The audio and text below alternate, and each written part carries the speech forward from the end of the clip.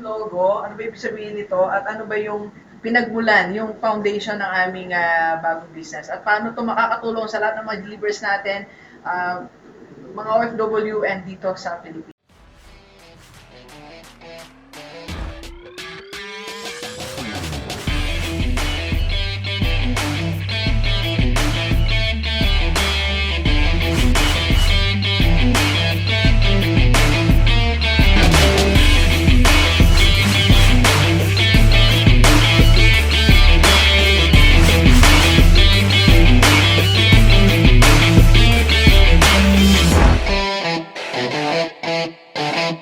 Alright, so mga delivers, magandang hapon sa lahat mga delivers natin. And sa first time po tayo mapanood sa YouTube channel, thank you very much.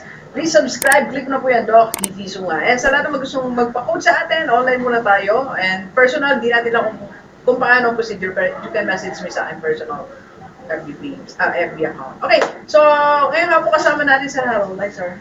Eh po, Doc. Ang bait ni sir eh.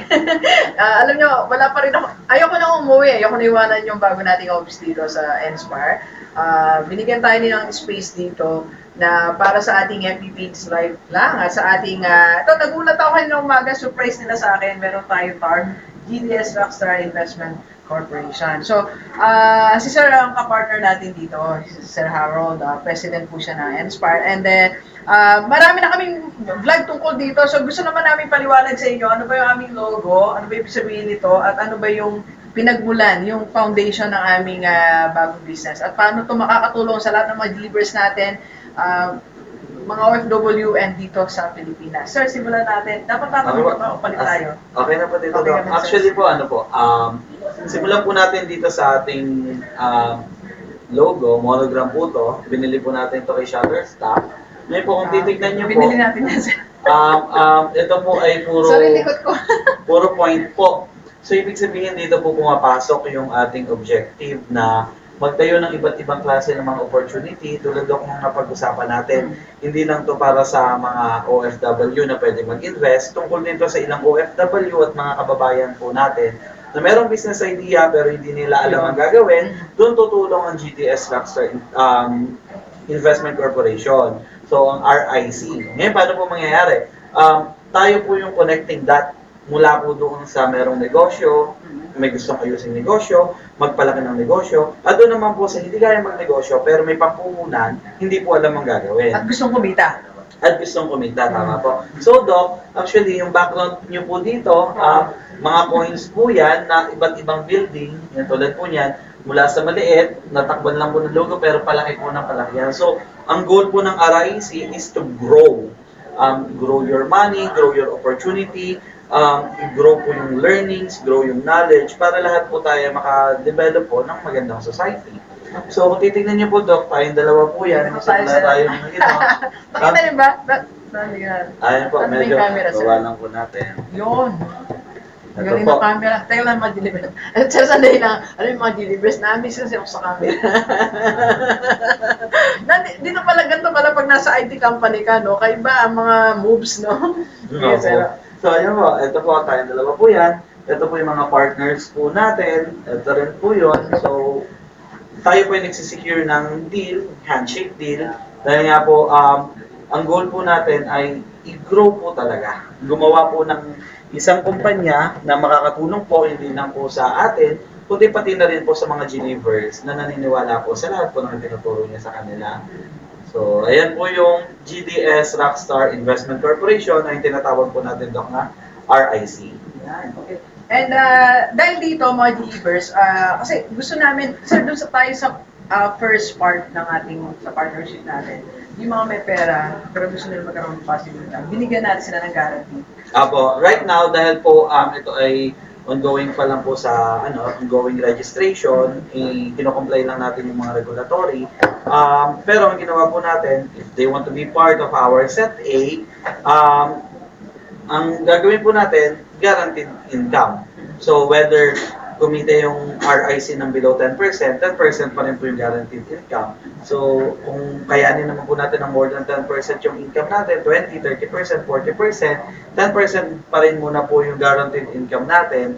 dahil yun naman po yung mga buffer para masimulan pa po natin yung iba't ibang mga negosyo at iba pa pong mga negosyo gustong tulungan ni Doc Gigi under RIC. Okay. Sir, doon sa yung mga second part naman ng gusto natin tulungan. Kasi yung mga mayroong business ideas pero wala silang enough capacity, resources, and knowledge. So doon tayo papasok. Doon po tayo papasok. So siguro po, Doc, nasa sa inyo sa timeline natin if we have Gusto ko January na eh. Apo, mga January. Feeling ko naman po tapos na po to sa January.